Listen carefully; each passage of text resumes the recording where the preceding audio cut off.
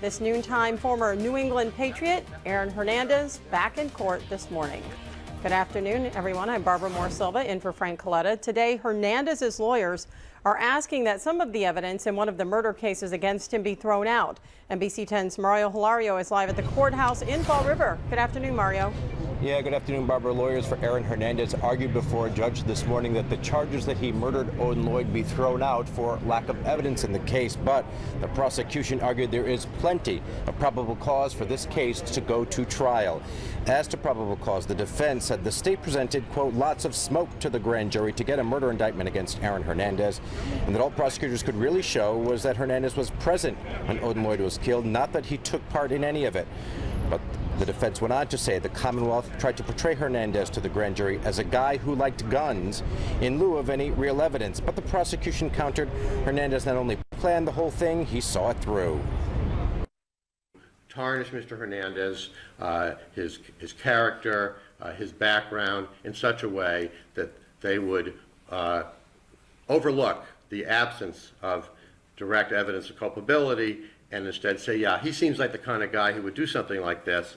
Let's indict him. And that's exactly what they did. The evidence shows a shot fired from inside the car, 3 shots then fired in a row, and then 2 shots after Odin Lloyd was down on the ground, having already suffered fatal shots, 2 additional ones to his body.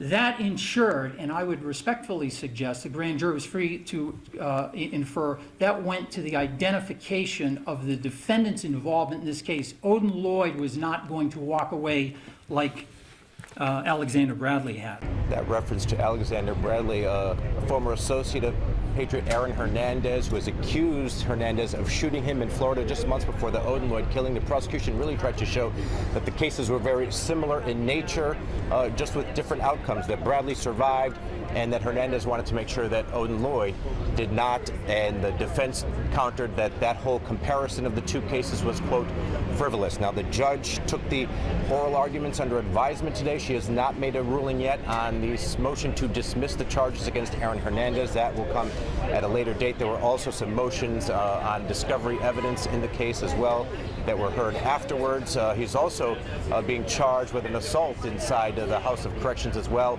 I understand, I had left the courtroom, that may have happened as well, so we'll have much more on all of this today coming up in our newscast later tonight beginning at 5. For now, we're live in Fall River. Mario Hilario, NBC 10 News.